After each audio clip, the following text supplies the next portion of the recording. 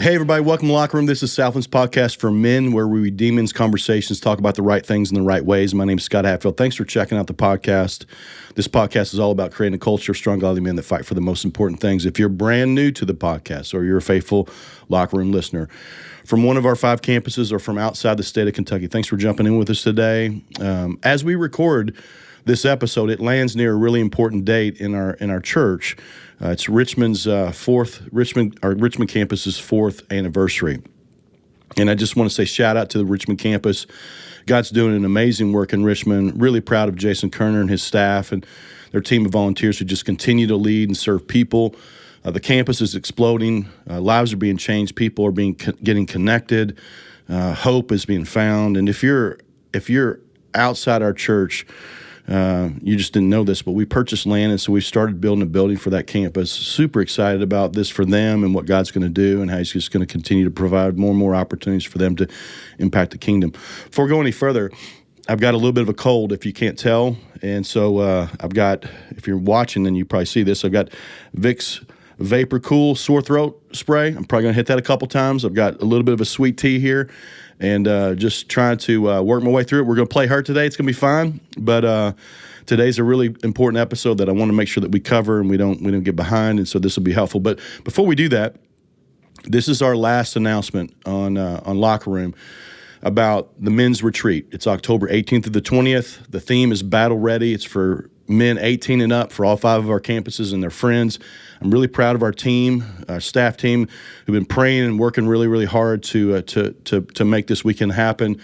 Really appreciate all of our campus champions, our volunteer men that have just influence and know people at every campus, just the impact that they're making, just to invite guys. October 6th is the last day to register. And so this thing comes out on the 4th. And so you got 2 days from when this episode drops to sign up and get some guys in your life to sign up. And so, man, I don't want you to miss it. If you've been on the fence, get off the fence, jump in with us. It's going to be something. There's something really cool about getting to do something for the first time. And this is our first men's retreat as a church. And so it's going to be a powerful weekend. I don't want you to miss it. To register, southland.church/men. Okay? So we're continuing in the series called Power, and we're looking at some key principles and things that God ushers into our life that gives us a lot of power to live our lives, and it empowers us to live on mission. And so in this series, just to circle back, we've talked about the power of rest. We did a 2-part episode, really 2 episodes with Gary Black about the power that lives in us, which is the Holy Spirit. We talked about the power of a biblical worldview with Scott Nickel and the power of an invitation, which is personal evangelism with John Weiss. It's been a great series. And today, the episode is entitled The Power of Healthy Boundaries. This episode is central to us as men and our relational worlds and our mental and emotional health and how we invest in our marriages and our kids. And I'll just start with kind of some overarching definitions. Healthy boundaries right-size our expectations. They communicate healthy ways of engagement.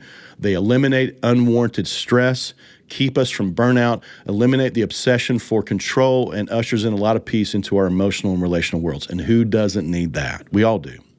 Boundaries are easy to see in a physical world, right? We've got fences and signs and walls and barbed wire and moats with alligators, hedges, gates that communicate boundary lines. This is my property. This belongs to me. It comes with rights and privileges. And then there are boundary lines that don't belong to us that gives us greater awareness of how we are to operate. We can't just go in and do whatever we want.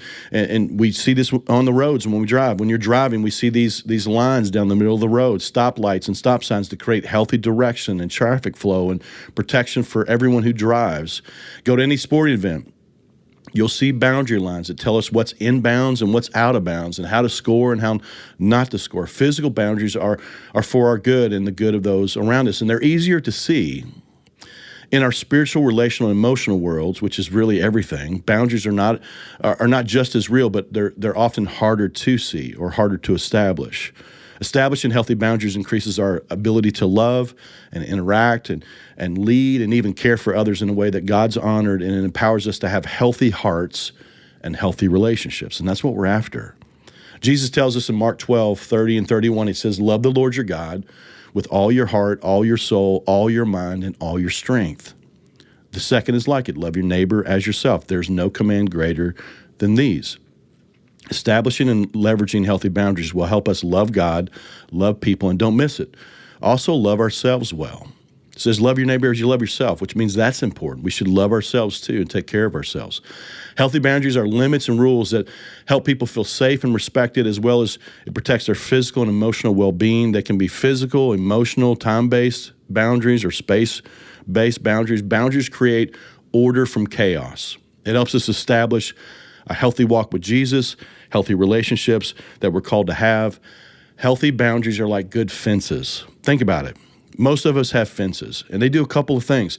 Good fences protect what belongs to us and what's under our care and concern. And then the second thing that good fences do, it keeps the wrong things and the wrong people out of what matters to us and what's important to us.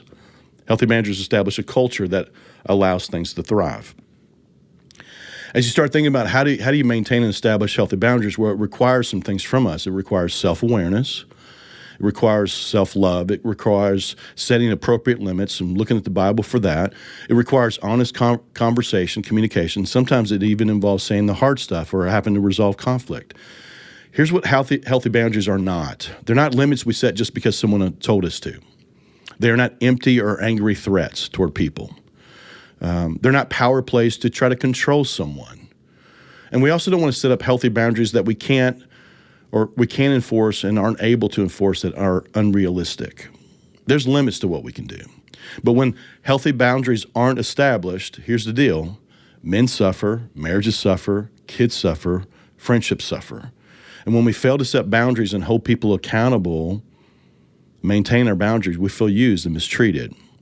And so today's about providing some really practical insight for us as men. It's not an exhaustive list. I'm covering a lot of different interesting areas, and some of these may go, oh, yeah, that makes sense, or this may be even a junk drawer thing that you may go, it may not be relevant. But I think a lot of these are going to be relevant for you, but they definitely will be relevant for you or someone that you care about. And I want to challenge you to think about some of this stuff personally.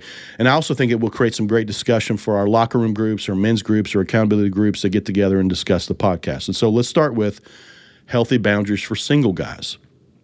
Whether you're in high school or college or you're in a young adult or a single divorced man, whatever that is, you need some boundaries. You need healthy boundaries. And here's a couple passages that come to mind as it relates to singleness. Genesis 2:18, it says, the Lord God said, it is not good for man to be alone. Ecclesiastes 4:8-10 says, two are better than one because they have a good return for their labor.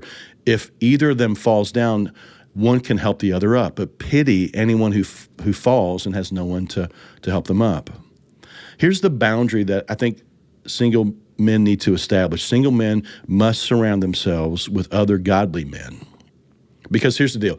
Isolation, independence, autonomy are not good for us as men. We don't do well on islands. It makes us vulnerable to the enemy, especially if you're in college or you have your own place, or if you walked through a divorce. I just had lunch with a friend of mine who has been divorced now for 5 years, and he's trying to figure out how to navigate being at home by himself because he shares custody with his kids. And so he's got lots of time. He runs his own company. And so the reality is you can leverage these for the right ways or you can leverage them in the wrong ways. But the deal is married guys typically have already some built-in community and accountability simply because we have wives that are there. And we have kids that are in our house. And that in essence, in some ways, are just hard stops for us, or it reminds us that, hey, we got accountability, man. We got to be careful. Single guys have a lot of time to themselves, and if they're not careful, they'll chase the wrong things. They'll waste time. They'll make decisions without wise counsel. And they can do so much in isolation without accountability if they're not careful, and they can take you down. Just as married men need solid Christian men in their lives, the same is true for single men. And so you got to fight for time to connect with guys in community. It should be a non-negotiable for all men, including single guys. Could be guys the same age as you. It could be a multi-generational group of men. It could be older, wiser, godly mentors. You have to fight for margin to stay connected in community. I've used this verse a million times. Proverbs 27:17 says, as iron sharpens iron, so does one man sharpen another. The enemy that we have is an apex predator. We've all watched Animal Planet. We've all seen lions hunt zebras and wildebeest or whatever the animal. And the reality is, you know this, lions don't try and attack zebras that are in the middle of the pack. They don't just run into the thousands of them to try to get this specific wildebeest or zebra. They don't. They go after the zebras or the wildebeests that are on the margins, on the outside, on their own, who are vulnerable. And the reality is, single men, if you're living your life and you don't have community, you are a zebra or a wildebeest that's on the outside. You are vulnerable. You've got to find a band of brothers. You've got to have guys in your life that have your back, who are in your corner, that are not afraid to share the hard truth with you and celebrate with you and walk beside you and even carry some of the hard things that you might experience. Those type of people make you more and more like Jesus, okay? Here's some healthy boundaries for godly dating relationships, all right? Now we're going from single to dating relationships, healthy ones. The reality is, young guys, single guys, guys that have been married before, establishing boundaries for dating are critical. And so I'll try to dig this out. Here's the deal. Who you marry is the second most important decision that you'll make in your life, only second to the relationship that we will have with Jesus. And dating today is like playing hopscotch in a minefield. It really is. You got to be careful. You cannot mess around. I've run into far too many guys who didn't set up the right guardrails and boundaries, and it wrecked them spiritually and relationally and emotionally. Listen, to date the wrong person or to stay in a toxic relationship or to marry too quickly, it can leave you in a really bad place. Paul gives us some great wisdom as it relates to life, and this also includes dating. Ephesians 5:15 through 17. Paul says this, "Be very careful then how you live, not as unwise, but as wise, making the most of every opportunity, because the days are evil." They're slanted toward evil. Verse 17, "Therefore do not be foolish, but understand what the Lord's will is." So let me rapid fire some really important things that you should think about as it relates to dating, having a healthy, godly relationship, and having boundaries. All right. The first thing is this, and let me just, you got to date on purpose. Okay. It's dating is not just something to mess around and hang out and have some fun and blow off some steam and mess around. You can't waste a lot of time dating, or you can waste a lot of time dating when it's not on purpose. And here's the deal. The eventual purpose of dating is to move us toward the covenant of marriage. You know, we're not just dating today. We're dating at some point to find somebody that we can be in a covenant relationship with. And so several things here. I would challenge you to think about what it is that you're looking for. Okay, because here's the reality. Typically, guys have a list or a mental list of expectations or physical qualities or likes or dislikes, and some of them may be really solid. Some of them may be pretty trivial. But beyond like good looks and a great personality and a sense of humor and someone that makes you laugh and someone who's driven or secure or they have a mama mentality, what are you looking for? And again, nothing wrong with some of those things, but here's a big one that should be a non-negotiable for Christian men. Here it is. Only date a Christ follower. Only date a Christian woman. If you're a Christian man, only date a Christian woman. Your bar should be pretty high. And listen, just because they go to church, it doesn't mean that they're actually living this out. So you got to pay attention. You got to walk slowly into this. You're looking for someone who puts Jesus first in their life. And the only way that Jesus is going to be in the center of that relationship is if Jesus is Lord of both of your lives. You want to date and marry someone who's running in the same direction that you are. And if they're not, pay attention to all the red flags that are waving. Here's a big one. You shouldn't missionary date. Here's what I mean by that. I love Jesus, but I love this girl, man. She's a good girl, and she's got a good job, or she's got a good head on her shoulders, or she's been a good person. She makes good grades. She's got a good job. She's independent, blah, blah, blah, blah, blah. Listen, you can talk yourself into anything and out of anything. Here's what we think. I'll just talk to her about Jesus as we're dating and hope that she'll become a Christ follower. And man, that burden is too big for you to carry. It confuses dating. Dating is not meant for evangelism. Steer clear. Because here's the deal. Someone's values are going to be compromised, either hers or yours. And it's way easier for you to compromise your values and convictions when you're the only one with biblical convictions. So establish expectations from the jump. Listen, if you don't set the tone from the jump, then you'll end up in places or doing things that you never intended doing. What does that look like?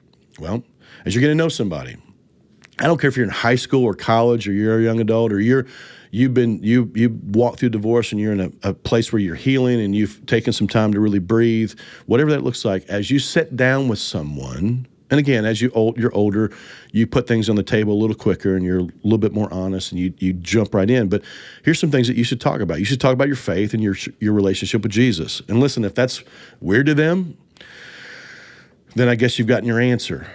I think it's important for you to talk about how you want to be treated. Talk about how you both see dating. And you should build it on mutual respect for one another with your words, with your actions, and with your attitude. It's developing a genuine friendship, getting to know the guts of someone. Listen, man, looks can be a smokescreen. And if you're not careful, you'll date this 10 that is a 1 internally. And it's bad news. It's learning who they are, their strengths, their weaknesses, their hopes, their dreams. It's sitting down with them and talking about what you're looking for and what you're not looking for in a relationship, and just being honest and being courageous to have that conversation. Talk about how you're going to encourage each other and serve each other and being there for each other. And you may both even share some unhealthy relationships that you've been in the past. You talk about those things. If you get to a point where you go, this matters, then, hey, here's some things in my past that I don't want to repeat. Lessons that I've learned and convictions that you now have. It's it's talking about this thing about balancing your time with them, time with friends, time to take care of your own priorities, your own responsibilities. Some of you have kids, and the reality is you can't just set that aside because you now are infatuated with someone that you care about. Dating relationships are not meant to dominate your whole life. It should be an obsession where you lose critical pieces of who you are. A lack of balance and pace can destroy a good relationship. So put the guardrails up. Balance your time. It's talking about the things that you're both pursuing in life. Talk about how you're striving to serve other people and what it looks like for you to live on mission, and make sure that those things line up, or that at least you're going in exactly close to the same direction. Talk about honesty. Listen, we're going to be driven by truth in this relationship. We're going to live in the truth and we're going to tell the truth. We're not going to lie to each other. We're not going to have secrets. We're going to keep it 100. It's talking about how you're going to handle conflict.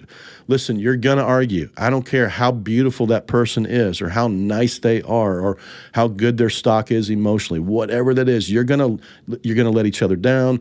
You're going to mismanage your expectations. You're going to assume something. Things are going to happen. And here's the deal. How are you going to handle it? How are you going to handle it? You're going to talk about it? You're going to just let it sit, build up? Or are you're going to move toward it? You're going to acknowledge what needs to be acknowledged. You're going to address what needs to be addressed. The reality is we're going to own our mistakes. Yeah. We're going to apologize and own it and ask for forgiveness. We're not going to live in drama. We're not going to blast one another or gossip to our friends or post something stupid on social media when we're upset at each other. We're going to forgive and we're going to move forward. We're going to be allergic to drama. Here's a big one. Don't just lob the words, I love you, into a relationship until you're in a place where you're willing to live out what that means, what God tells us about what that means to love someone. It's amazing how quickly couples who just get romantically head over heels in love, that they just toss those words out. Here's a big one. Dating that honors God sets up the right guardrails. This is critical for our dating relationships. Paul gives us clarity when it comes to just how to have some healthy boundaries in dating relationships. Ephesians 5:3, it says, but among you, there must not be even a hint of sexual immorality or any kind of impurity or of greed, because these are improper for God's holy people. Here's some specifics that will help you in this area. It means, when it says not a hint of sexual immorality, it means not putting yourself in a situation where you're going to fail. It means you're not going to go back to their dorm or their apartment. You're going to turn down the lights. You're going to lay on the couch. You're going to watch some Netflix and hope that nothing happens. Don't be stupid. You can wreck a really good thing. You can wreck a God thing when we cross over physical and sexual boundaries. So be wise. God tells us to be wise. Here's the deal. I'm not going to stay over. I'm not going to stay the night. I'm not going to sleep in the same bed. We're not going to do any of that. We're not going to live together before getting married. That's so impactful to a relationship because it's sinful and it's not God's best for us. It means I'm going to honor and I'm going to respect and I'm going to value you the way that God commands me to. And I'm not going to put myself in harm's way, and I'm not going to jeopardize this relationship by jumping over God's loving guardrails, because I care about you, I care about me, and I care about the purpose and potential and future of this. That's what matters. Single guys, healthy boundaries. These are critical. Let's talk about healthy boundaries for marriage. Again, there's so many things. We're just going to hit a couple of these, but here's some guidelines in your marriage as it relates to boundaries. Work on healthy communication and addressing issues with your wife daily.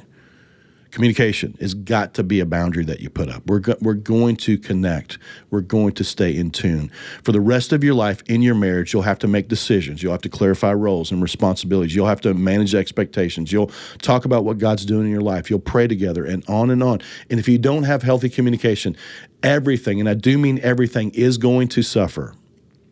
And if you aren't willing to move toward and resolve conflict, your marriage becomes vulnerable very quickly. So here's some boundaries that you should set up and fight for in your marriage. The first one is this: transparency is key.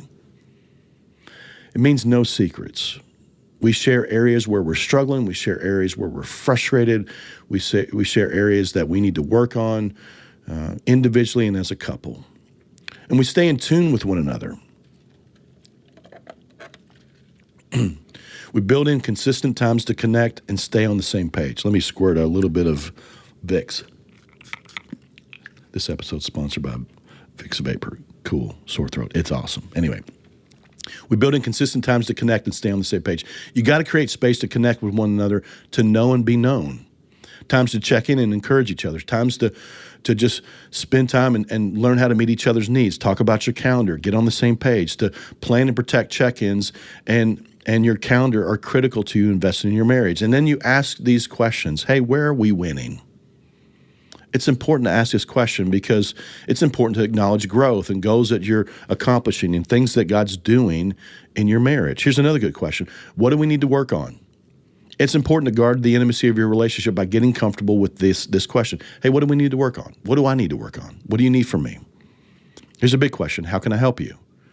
Sometimes we have to shift things in our day-to-day, sometimes just today or sometimes even this week because of what they're doing or what we're walking through. Listen, last week, my dad went in the hospital, and I've been to the hospital to see my dad in Louisville probably 6 times out of 10 days. And my wife has had to shift so much stuff so that I could do that. It's what we do for each other. It's what a married couple does. It's how we honor each other. It's how we help each other. Here's a big question. How can I pray for you? This is important to continue to pray for your marriage, for your spouse, for God to do whatever it is He wants to do, and for all the things that you're walking through. The reality is you just walk through things and you need God's help. And so asking those questions are critical. Here's a great passage for us to think about.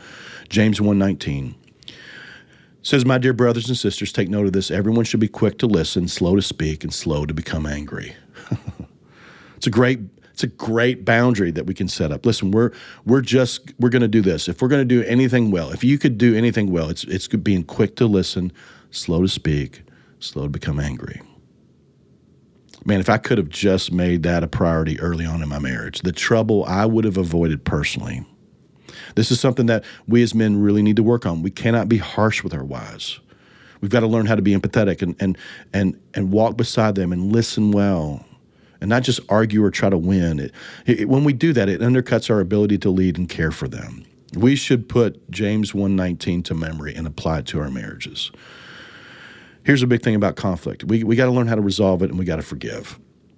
We have to. Sometimes we grow up in families where grudges are just the norm, and we can't live that way. Bitterness will eat at everything. Resolving conflict is critical. It's a bigger topic than I have time for, but it's important that we move toward conflict quickly. We don't just let things sit or fester. We don't want things to go unaddressed. So we listen well, and we speak honorably, and we own our part, and we apologize and ask for forgiveness, and we forgive our wives for the part that they played.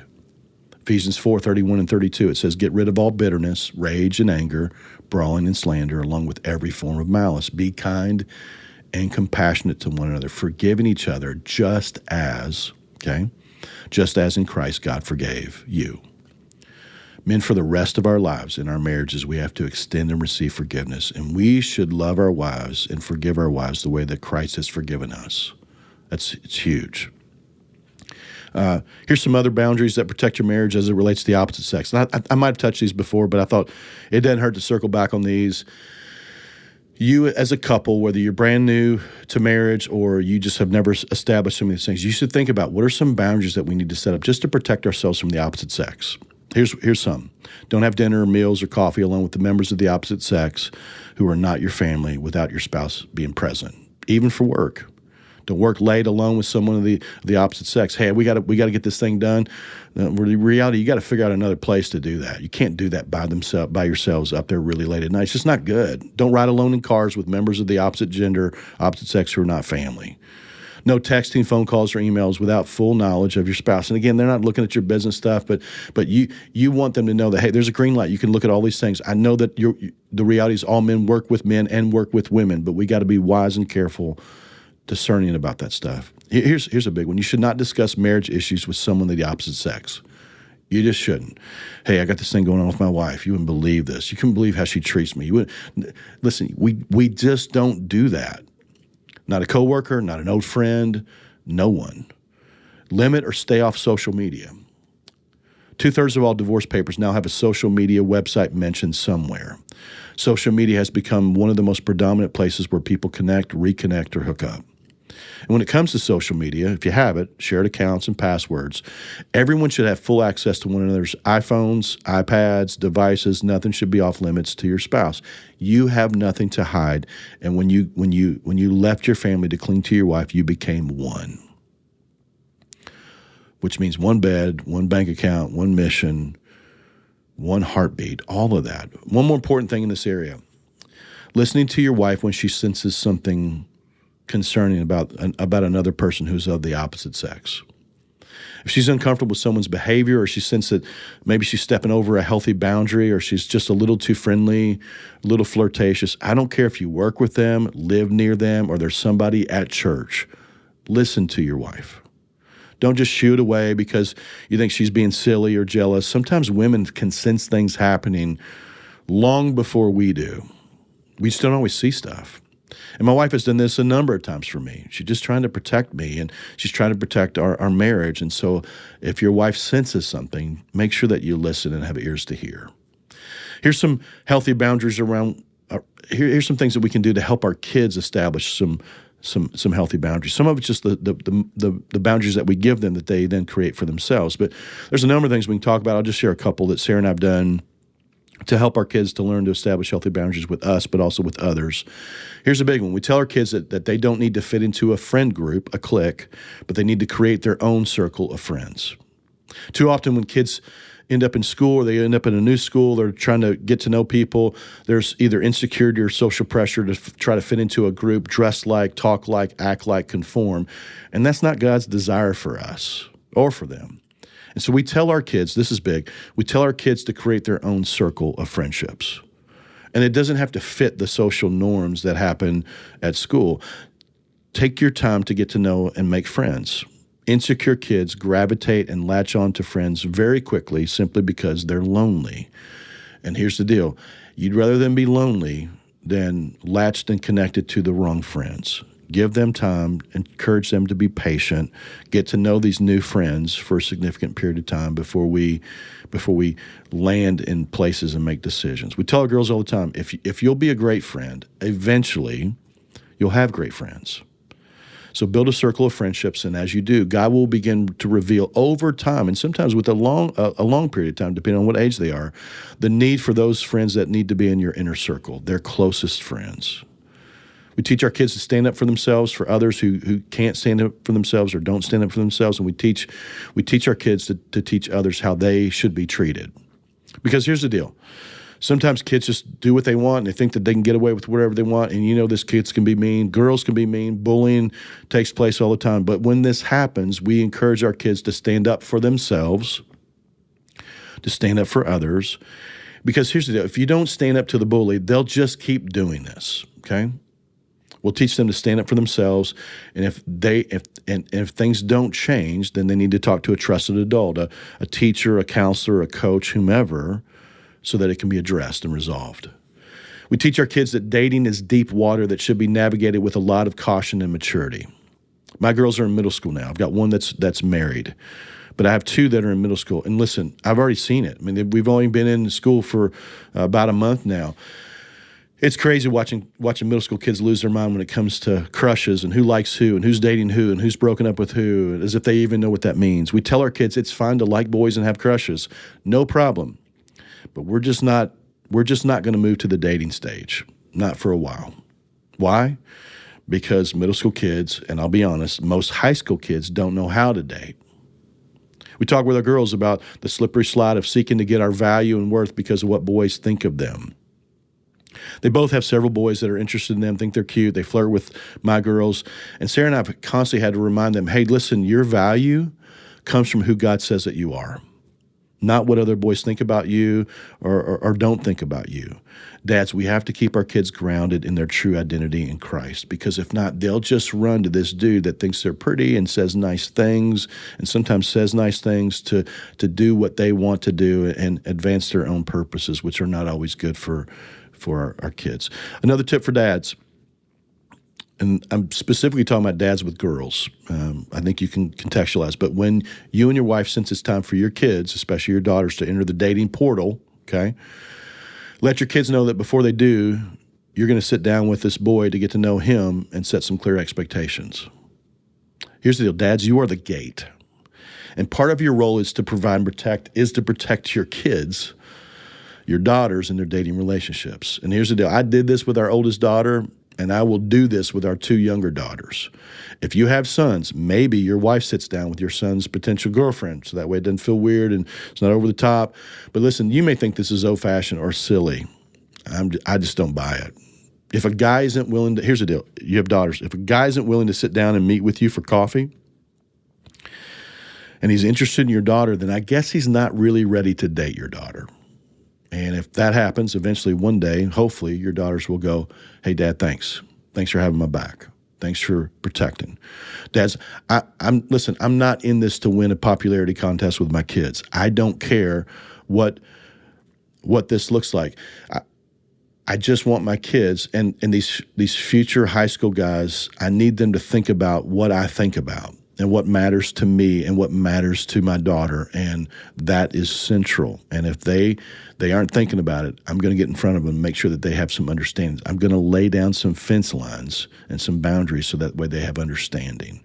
Part of my role as their dad is to help them dial out the wrong guys and communicate clear with potential Christian guys that are in the future that are interested in dating my girls. A couple other things, fellas.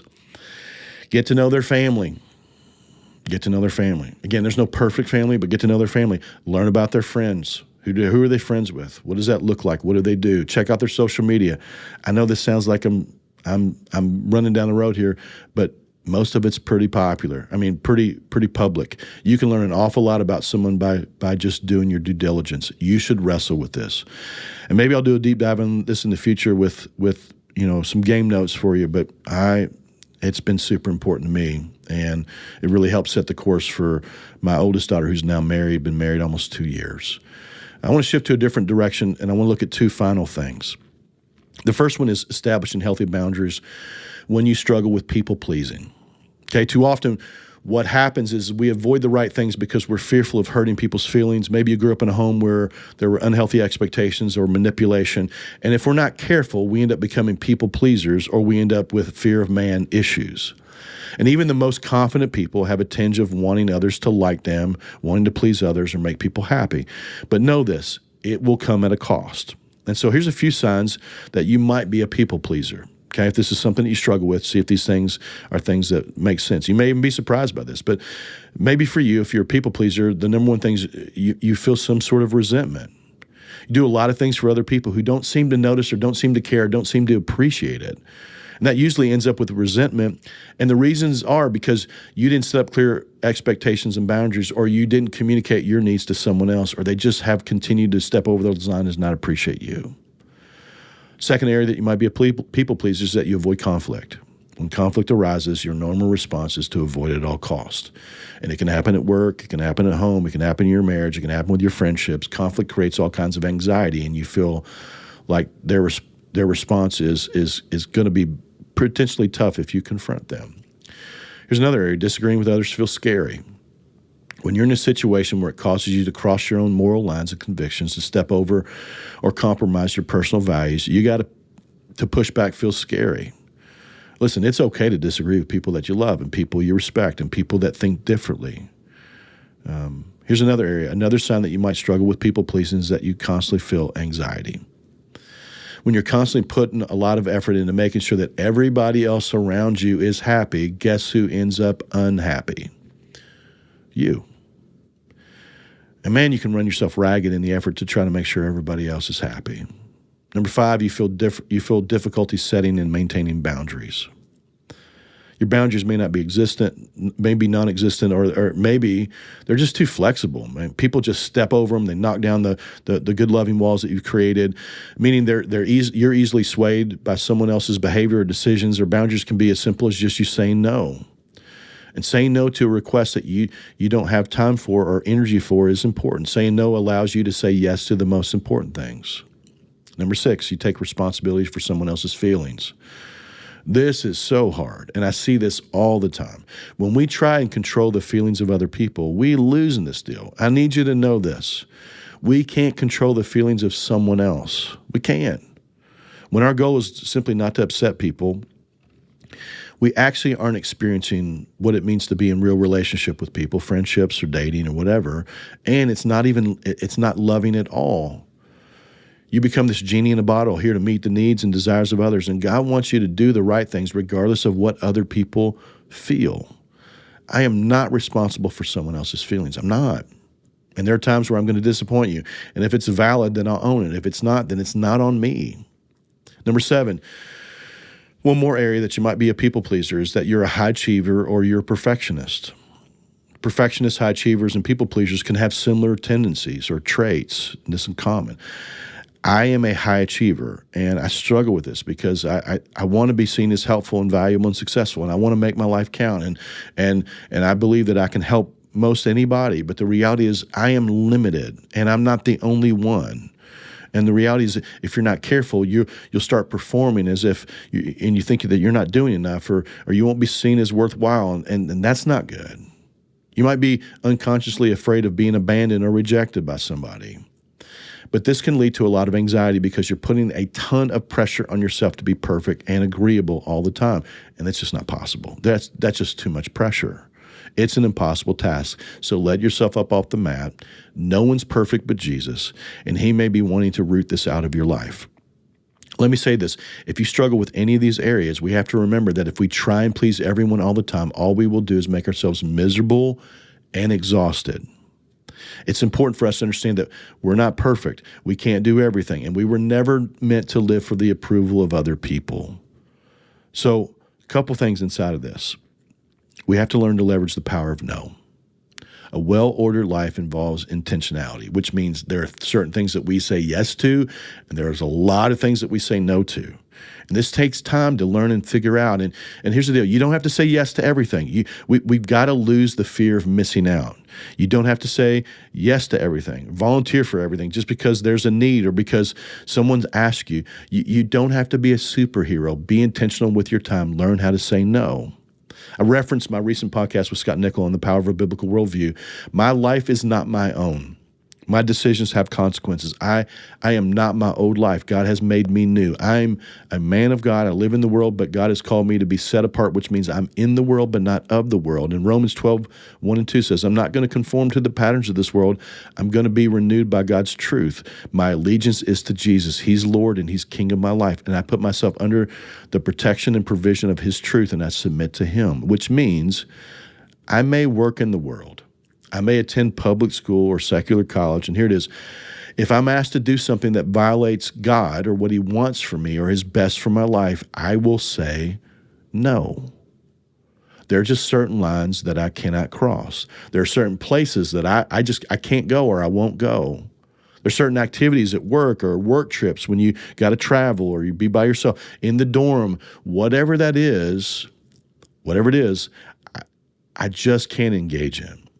And if my boss or teacher or coach or supervisor, someone in authority in my life tells me to do something that violates my own conscience and God's best for my life, the answer is a kind, resounding no.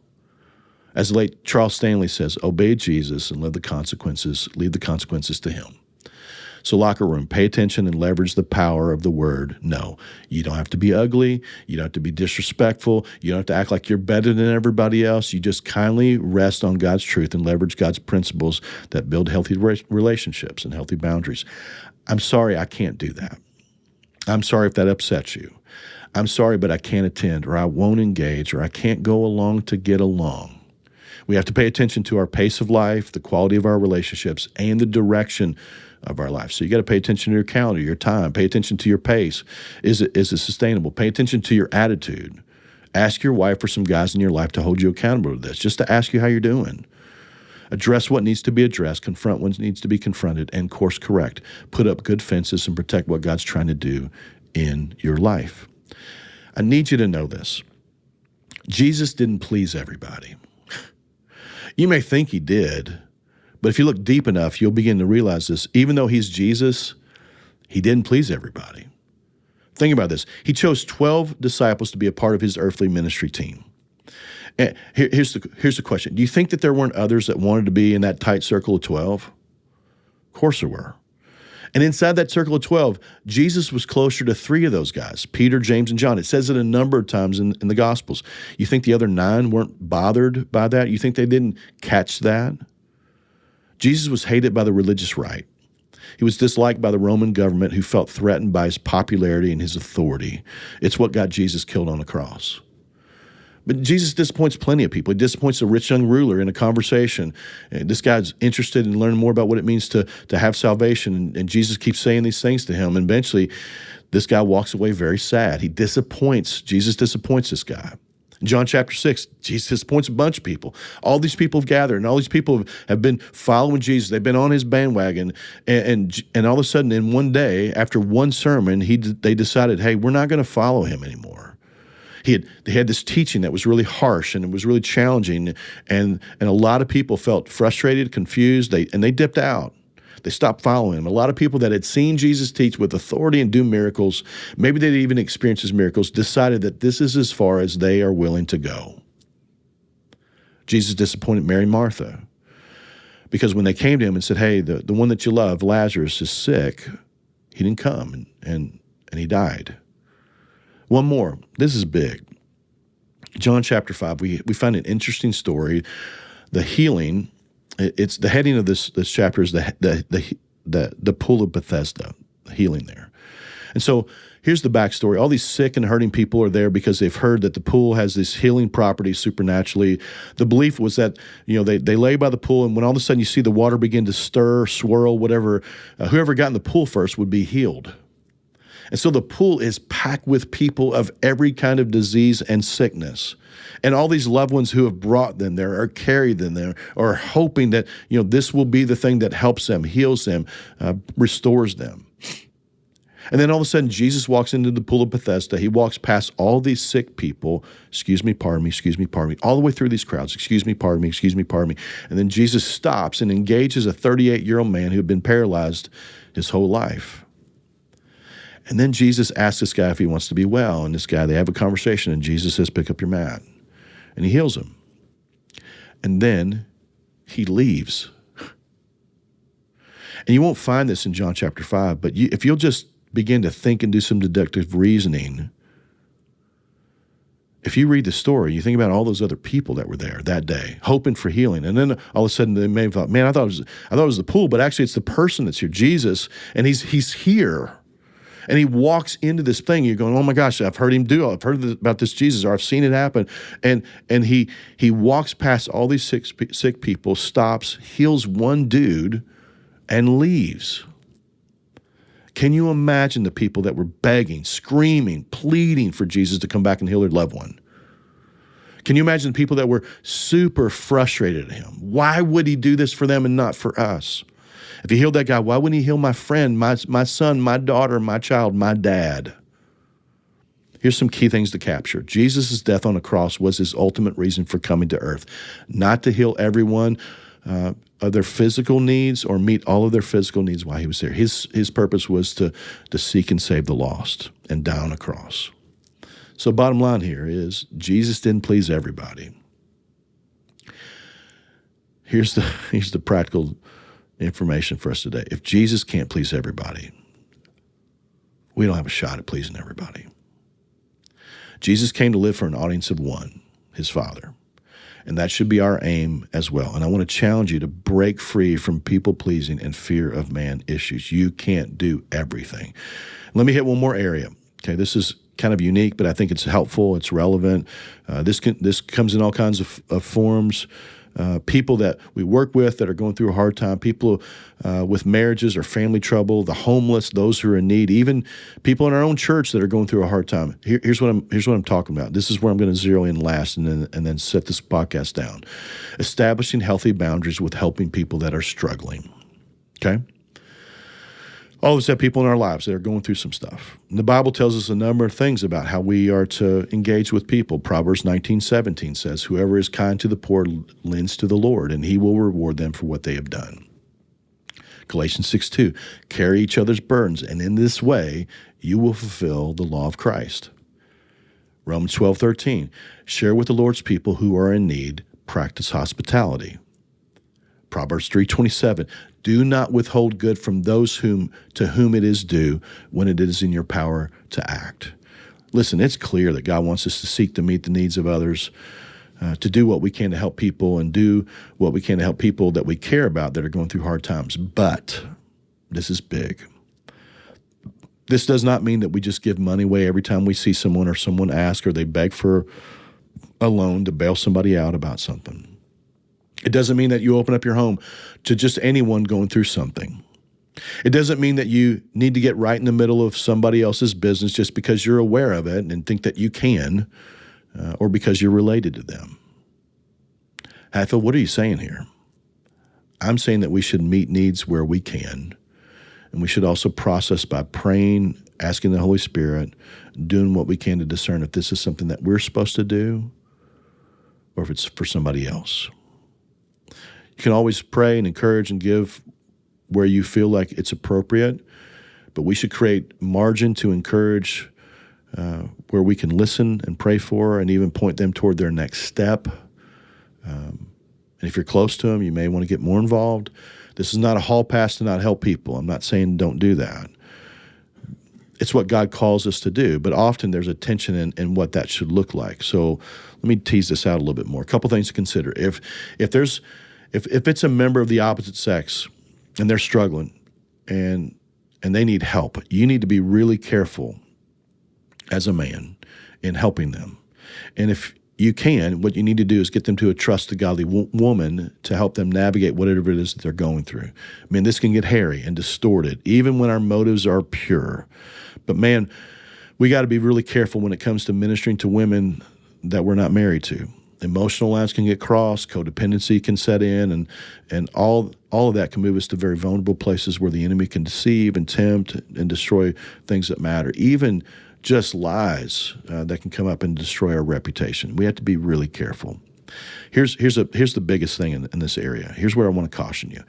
If you find yourself caring more about someone's marriage, more about someone's sobriety, more about someone's addiction, more about someone's circumstances than the person that you're actually trying to help, you need to step back. You cannot care more about their situation than they do. That is a wrong scenario. This is a lesson I've had to learn the hard way a bunch of times. Someone reaches out, they share what they're struggling with. I spend time connecting with them, seeking to help them take the next right steps toward either walking through some hard decisions or getting help or jumping into a group or going and having a hard conversation or getting counseling.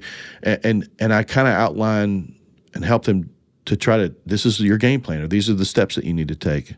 And then what happens is oftentimes they stay stuck. They don't move. They don't do the hard things. They don't make a phone call to get help or whatever that is. And here's the deal, nothing changes. And then you need to have a hard conversation with them about taking ownership and responsibility because they'll come back. I've been guilty of overstepping or caring more about that than God maybe even wanted me to carry. Building all these bridges to help them take the next steps only to find that they don't really want to be well. They don't want to confess stuff to their wife or their family or their friends, or they aren't willing to do the next right thing. We've got to have limits and boundaries. If not, you'll carry an inappropriate weight that wasn't yours to carry, and you'll be the one that pays for it. We never want to be codependent, even if we're not trying to be. We never want to do stuff that God actually wants them to do. Here's the reality. You can't fix anyone else's marriage. You can't make someone get sober. You can't make someone step away from pornography. You can't make someone call a counselor. You can't make someone get into a group at church. You can point them in the right direction. You can do some legwork. You can encourage them, pray with them and for them. You can do those things with them, but you can't and won't be able to do it for them. And here's the deal. If you don't step back, you'll quickly be emotionally exhausted and frustrated. And if you find yourself in a situation like this, it may be time for you to have a loving conversation to say, hey, listen, I need you to know this. I got to step back, man. I can't care more about your situation than you do. I'm here to help, but you're going to have to take the steps that God's calling you to take. And as much as you want to see a transforming resolution to all of this, it's not up to you. It's not. Guard yourself from an accidental Messiah complex. We got one Messiah, and it's not us. So establish and maintain healthy boundaries when it comes to helping those around you. Let me wrap this up. We went a lot of different directions in this one, and I'm trusting that some of you will have some really relevant things that make so much sense for you right now or someone in your life that you care about. But establishing and maintaining healthy boundaries are critical for our lives, our homes, and our relationships, and our futures. Healthy boundaries can help us love our wives and invest in our kids and be kingdom workers that make our lives count. We can help our kids establish healthy boundaries so that they can love God, love people well, and love themselves well.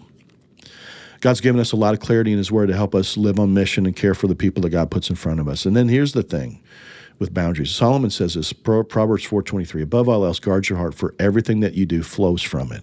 It's our job to guard our hearts, and we do this with healthy boundaries. Not just our own hearts, but the heart of our marriage and the heart of our kids and the people that we care about. I'll wrap up with just 4 quick resources for you. And again, any of these books are great. They all have the same author, so it'll be easy for you to remember. The first book is Boundaries by Dr. Henry Cloud, and a second author is Dr. John Townsend. But if you'll see Boundaries, Dr. Cloud, you'll find it. It's a great book. It's been around forever. It is a bestseller, and it is a must-read.